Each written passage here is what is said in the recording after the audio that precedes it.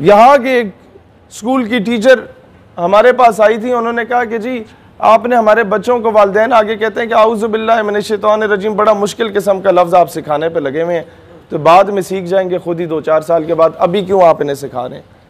United nation development project का एक seminar था, तो उधर कोई 17-18 स्पीकर्स थे, तो सारे लिबरल्स थे। गलती से उन्होंने मुझे भी बुला लिया बतौर स्पीकर 2 साल पहले।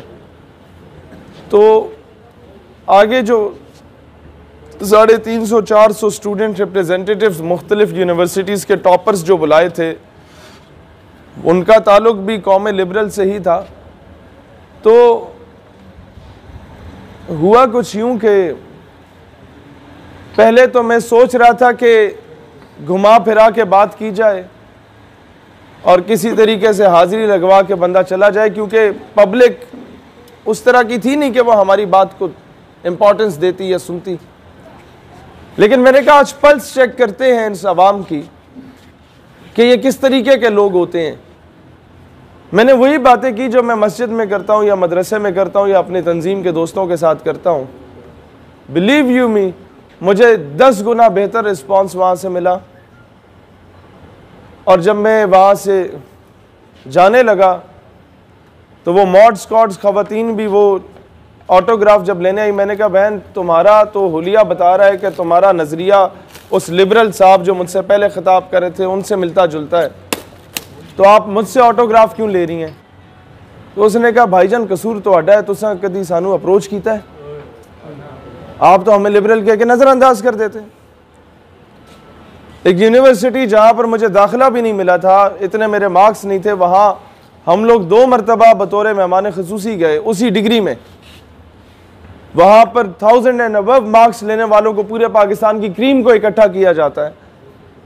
वहाँ जब हम महफ़िल गुफ्तगू हुए तो पब्लिक से, उस अवाम से, उन नौजवानों से अल जिहाद की सदाएं बुलंद हुई। एक अजीब सी कपकपी तारी थी पूरी यूनिवर्सिटी की एडमिनिस्ट्रेशन पे कि ये होने क्या जा रहा है यहाँ पर।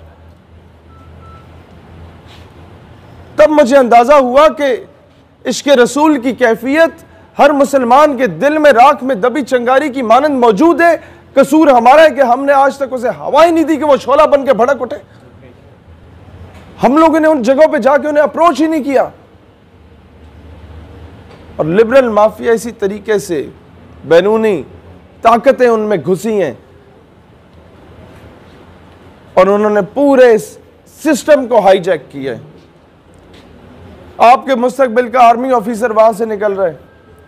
जब मैं किसी कॉलेज के टॉपर्स की क्लास में जाके पूछता हूं कि जनाब आप में से कितनों को पता है कि फ़लस्तीन हमारा किबला अव्वल था, तो वो पूरे इलाके के टॉपर्स में से 50 में से 3 बच्चों में और दूसरी क्लास में 50 में से 5 बच्चियों में से यह जवाब आता है कि सर हमें पता है, बाकियों को इस बात का इल्म नहीं होता।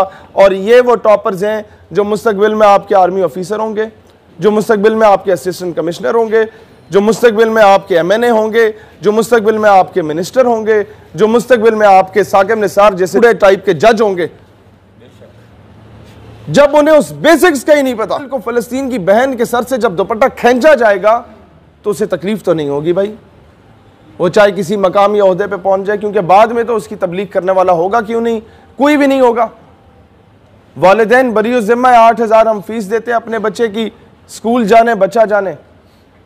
टीचर अगर जरा सी दाएं बाएं बात बताए, ये OA लेवल्स के स्कूल्स के जो टीचर्स हमारे पास क्यों नजरियाती लोग आते हैं, वो कहते हैं कि हम अपने बच्चों को जरा सा भी इस्लाम के बारे में बताएं ना तो बच्चा आगे से बोल पड़ता है सर आप को फिजिक्स पढ़ाने के पैसे दिए जा रहे हैं।